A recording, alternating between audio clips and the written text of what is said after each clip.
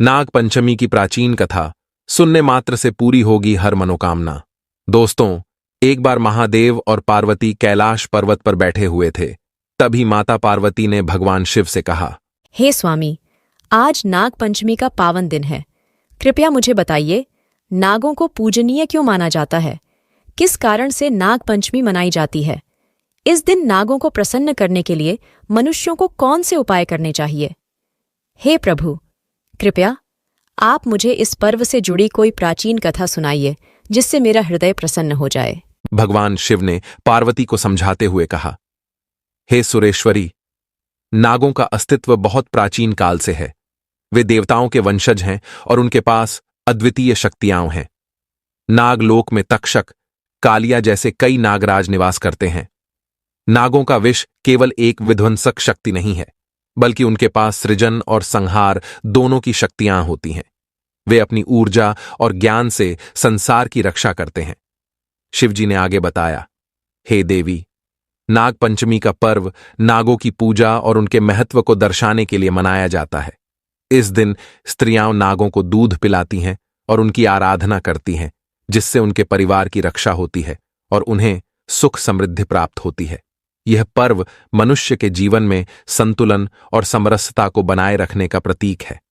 भगवान शिव ने कहा, हे देवी, नाग मनुष्यों के रक्षक हैं। मेरे ही आशीर्वाद से समस्त नाग पूर्व काल से ही मनुष्यों के हित के लिए कार्य करते हैं। जो मनुष्य नागों की पूजा करते हैं, उन पर सदैव मेरी कृपा बनी रहती है। मां पार्वती ने आश्चर्यचकित होकर पूछा, स्वामी, क्या नाग वास्तव में मनुष्यों के रक्षक होते हैं? किंतु मनुष्य तो नागों से सबसे अधिक भयभीत रहते हैं। शिवजी ने उत्तर दिया, हां पार्वती, नाग मनुष्यों के रक्षक होते हैं और उन्हें अदृश्य रूप से सहायता प्रदान करते हैं। उनकी पूजा से मनुष्यों को कई समस्याओं से मुक्ति मिलती है और जीवन में सुख शांति बनी रहती है। हे देवी, अब मैं तुम्हें एक ऐसी ही प्राचीन कथा सुनाता हूं जो नागों के प्रति भक्ति और स्नेह की महत्वपूर्णता को दर्शाती है। जो भी मनुष्य नाग पंचमी के दिन इस कथा को सुनता है, उसके समस्त पाप नष्ट होते हैं। उसे नागों से भय नहीं रहता है और नाग सदैव ही उसकी रक्षा करते हैं। इसीलिए हे देवी, आप इस कथा को ध्यान से पूरा अवश्य सुने। देवी पार्वती कहती हैं, हे प्रभु, मैं इस कथा को ध्यान से पूरा अवश्य सुनूंगी। कृपया आप मुझसे वह कथा कहिए। फिर भगवान शिव देवी पार्वती को वह महान कथा सुनाने लगते हैं। महादेव कहते हैं, हे देवी, पूर्व काल की बात है। मध्य देश में एक अत्यंत शोभायमान नगरी थी। उस नगरी में सुदक्षिणा नाम की एक गरीब स्त्री रहती थी। उसकी मां का नाम था गौतमी। गौतमी एक विधवा थी और उसका एकमात्र सहारा उसकी पुत्री सुदक्षिणा थी। गौतमी ने अपनी बेटी की परवरिश बहुत ही स्नेह और मेहनत से की थी। वह रोज सुबह घर के सामने बर्तन में दूध रखकर नागों को पिलाया करती थी। नागों के प्रति उसकी भक्ति इतनी थी कि साक्षात नागराज उस स्त्री की भक्ति से अत्यंत प्रसन्न थे।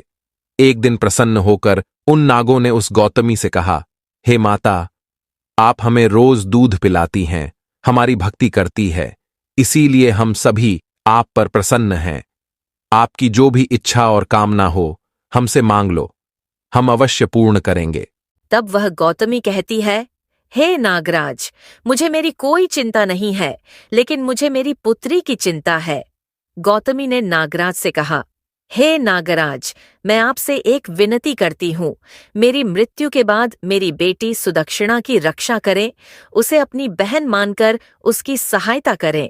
फिर नागराज ने वचन दिया, है माता, हम तुम्हारे इस स्नेह और भक्ति को कभी नहीं भूलेंगे। तुम्हारी मृत्यु के बाद हम तुम्हारी पुत्री की रक्षा अवश्य करेंगे और उसे अपनी बहन मानेंगे। फिर कुछ समय बाद गौतमी की पुत्री सुदक्षिणा की शादी एक प्रतिष्ठित और समृद्ध घराने में हुई, जिससे वह बहुत प्रसन्न हो गई। सुदक्षिणा का विवाह हो जाने के कुछ समय बाद गौतमी का देहांत हो गया और सुदक्षिणा अकेली रह गई। उसने अपनी मां की यादों के सहारे जीवन बिताना शुरू किया। सुदक्षिणा उसके ससुराल की 4 बहुओं में सबसे छोटी बहू थी। घर की बड़ी बहू का नाम अदिति था, मंझली बहू का नाम विभा था और तीसरी बहू का नाम सुरभि था। फिर कुछ दिन बाद नाग पंचमी का त्योहार आने वाला था। तीनों बड़ी बहुएं अपने अपने मायके जाने की तैयारी करने लगीं। उन्होंने अपने अपने घरों से उपहार और मिठाइयां मंगवाईं और खुशी खुशी जाने की योजना बनाई। लेकिन सुदक्षिणा का कोई मायका नहीं था, क्योंकि उसकी बूढ़ी मां, जो उसका एकमात्र सहारा थी, शादी के बाद ही स्वर्गवासी हो चुकी थी। सुदक्षिणा उदास मन से अपने कमरे में बैठी थी। उसे समझ नहीं आ रहा था कि वह क्या करे और किससे मिले। उसका दिल टूट चुका था और वह अपने भाग्य को कोस रही थी। जब तीनों बहुओं ने देखा कि सुदक्षिणा को ले जाने के लिए कोई नहीं आ रहा है, तब बड़ी बहू आकर सुदक्षिणा से खिल्ली उड़ाते हुए बोली, छोटी बहू, क्या हुआ? तुम्हारे मायके से कोई नहीं आ रहा है क्या? हमारे सभी के भाई हमें लेने आ रहे हैं, लेकिन तुम्हारा तो कोई नहीं है। अब तुम क्या करोगी? यही ससुराल में बैठकर सासू माँ की डांट सुननी पड़ेगी और घर का सारा काम करना पड़ेगा। बड़ी बहू की बात सुनकर सुदक्षिणा को बड़ा दुख हुआ। वह भगवान शिव के सामने बैठकर प्रार्थना करने लगी। हे प्रभु, आपने मुझे कोई भी भाई क्यों नहीं दिया, और आपने तो मुझसे मेरी माँ को भी छीन लिया। अब मैं क्या करूं, कहाँ जाऊं? फिर उसी रात, जब सुदक्षिणा गहरी चिंता में डूबी हुई थी, तब नागराज ने मनुष्य का रूप धारण किया और सुदक्षिणा के घर पहुंचे। उन्होंने दरवाजे पर दस्तक दी। सुदक्षिणा ने दरवाजा खोला और देखा कि एक सुंदर युवक खड़ा है, जो देवताओं के समान प्रतीत हो रहा था। उसने सुंदर आभूषण और मुकुट पहन रखा था। उस अत्यंत दिव्य पुरुष को देखकर सुदक्षिणा ने आश्चर्यचकित होकर पूछा, हे देव, आप कौन हैं और इस समय यहाँ कैसे आए? तब नागराज ने कहा, हे बहन, मैं तुम्हारा भाई हूं, इसीलिए आज मैं तुम्हें ले जाने के लिए आया हूं। सुदक्षिणा ने कहा, हे देव, आप तो दिखने में कोई देवता प्रतीत होते हैं, किंतु आप मेरे भाई कैसे हो सकते हैं? मेरा कोई भी नहीं है, मैं अकेली ही मेरी माँ की पुत्री हूं, तो फिर आप मेरे भाई कैसे हो सकते हैं? तब नागराज ने कहा, हे बहन, मैं सच कह रहा हूं, मैं तुम्हारा भाई ही हूं।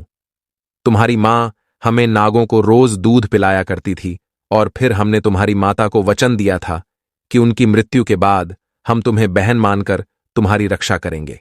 सुदक्षिणा ने हैरानी से पूछा, आप सच कह रहे हैं? मेरी माँ ने नागों को दूध पिलाया था?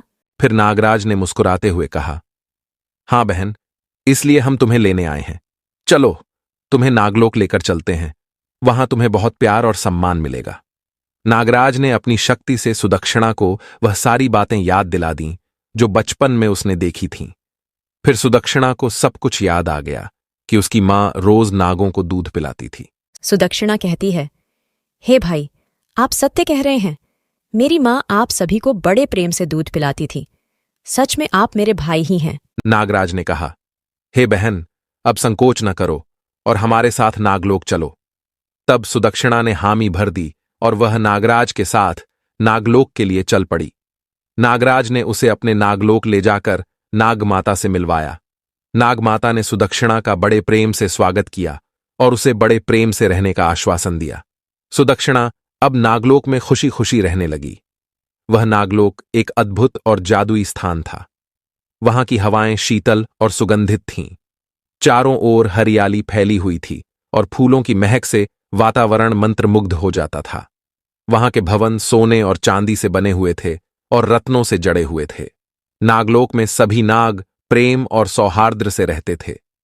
वहां के नियम और अनुशासन बहुत सख्त थे, लेकिन सभी नाग उनका पालन करते थे। नागराज ने सुदक्षिणा को नागलोक के विभिन्न स्थान दिखाए और उसे वहां के नियम समझाए। नागमाता ने सुदक्षिणा को एक सुंदर कमरा दिया, जिसमें रत्न जड़ित बिस्तर और सुंदर साज सज्जा थी। सुदक्षिणा भी जल्दी ही वहां की जीवन शैली में रच बस गई। कुछ दिनों बाद नागमाता ने सुदक्षिणा से कहा, बेटी, हमारे नाग बच्चों को भी तुम्हारे जैसे स्नेह की आवश्यकता है। क्या तुम उन्हें दूध पिला सकती हो? सुदक्षिणा ने सहर्ष स्वीकार किया और दूध गर्म करके नाग बच्चों को पिलाने लगी। परंतु गलती से उसने दूध ज्यादा गर्म कर दिया और सभी नाग बच्चों के मुंह जल गए। नाग बच्चे बहुत क्रोधित हो गए और चिल्लाने लगे। नाग बच्चा अरुण ने गुस्से से कहा, हे स्त्री, तुमने हमारे मुंह जला दिए, हम तुम्हें कभी माफ नहीं करेंगे। दूसरा नाग बच्चा वरुण बोला, तुम्हारी वजह से हमें दर्द हो रहा है, तुम कितनी निर्दयी हो। सुदक्षिणा ने रोते हुए कहा, हे नागों, मुझसे गलती हो गई, मैं सचमुच माफी चाहती हूँ। मुझे यह नहीं पता था कि दूध इतना गर्म है। तब नागमाता उस स्थान पर आती है। नागमाता ने सुदक्षिणा को शांत किया और कहा, बच्चों, इसे माफ कर दो। यह हमारी बहन है और इसने जानबूझकर ऐसा नहीं किया। यह हमारी मेहमान है और हम इसे सजा नहीं दे सकते। हालांकि नाग बच्चे बदला लेना चाहते थे और उनके दिल में क्रोध भर गया था। समय बीता और सुदक्षिणा अपने घर लौट आई, लेकिन उसकी यादें नागलोक की सुंदरता और नाग परिवार के साथ बिताए गए समय की थीं। अगले साल नाग पंचमी का इंतजार करते हुए उसने नागों को फिर से मिलने की आशा की। फिर देखते ही देखते अगली नाग पंचमी आ गई। इधर नाग बच्चे अब बड़े हो चुके थे और फिर नागमाता ने उन्हें सुदक्षिणा को लाने के लिए कहा। फिर वे सभी नाग सुदक्षिणा को लाने के लिए निकल पड़े। नाग पंचमी के दिन नाग बच्चे सुदक्षिणा के घर जाने के रास्ते में एक दूसरे से बात कर रहे थे। अरुण ने कहा, आज हम उस औरत को 10 लेंगे और उसका अंत कर देंगे। उसे सजा देनी ही होगी। वरुण ने कहा, हां, उसने हमारे साथ अन्याय किया था। अब उसे उसकी गलती का एहसास कराना ही होगा। जब वे नाग सुदक्षिणा के घर पहुंचे तो सुदक्षिणा ने उनका स्वागत किया। उसने ठंडा दूध पिलाया, मीठी रोटी खिलाई और बहुत प्रेम से उनका आदर सत्कार किया। उसने उनके स्वागत के लिए सुंदर रंगोली भी बनाई थी और स्वागत की पूरी तैयारी की थी। उसने उन्हें फूलों के हार पहनाए और प्रेम पूर्वक उन्हें नमस्कार किया। उसकी आंखों में सच्चा प्रेम और समर्पण झलक रहा था। नाग बच्चे सुदक्षिणा का प्रेम देखकर प्रसन्न हो गए। उन्हें समझ में आया कि सुदक्षिणा ने गलती से गर्म दूध पिलाया था। उसके मन में कोई बुराई नहीं थी। अरुण ने कहा, हम तुम्हें माफ करते हैं हमारी बहन। हमें समझ में आ गया है कि तुम निर्दोष हो और तुम्हारा दिल साफ है। वरुण ने कहा, तुम्हारा प्रेम और सत्कार देखकर हमारे दिल पिघल गए हैं। हमने तुम्हें गलत समझा। फिर सुदक्षिणा ने भी उन्हें माफ कर दिया। उसके बाद वे नाग सुदक्षिणा को लेकर नागलोक गए और उसे बड़े प्रेम से रखा। उन्होंने उसे सुवर्ण, माणिक, मोती जैसे उपहार दिए और उसे अपने घर वापस भेजा। सुदक्षिणा ने खुशी खुशी उन उपहारों को स्वीकार किया और नाग परिवार के प्रति उसकी श्रद्धा और बढ़ गई। अंत में नागराज ने सुदक्षिणा को वरदान दिया, हे बहन, अब जो भी स्त्री नाग पंचमी के दिन नागों को ठंडा दूध पिलाएगी, नाग कभी उसके परिवार वालों को नहीं डसेंगे। यह तुम्हारी सच्ची भक्ति और सेवा का फल है। सुदक्षिणा ने नम आंखों से नागराज का आभार व्यक्त किया और खुशी खुशी अपने घर लौट आई। इस प्रकार सुदक्षिणा ने नागों के साथ प्रेम पूर्वक जीवन बिताया और हर साल नाग पंचमी का त्योहार धूमधाम से मनाया।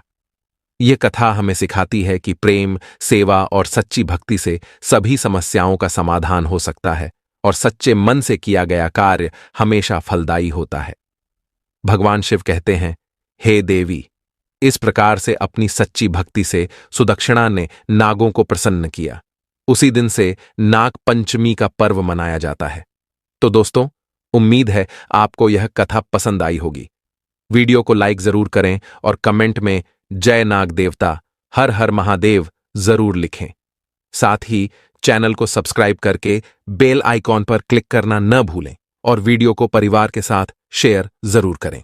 आप सभी का धन्यवाद।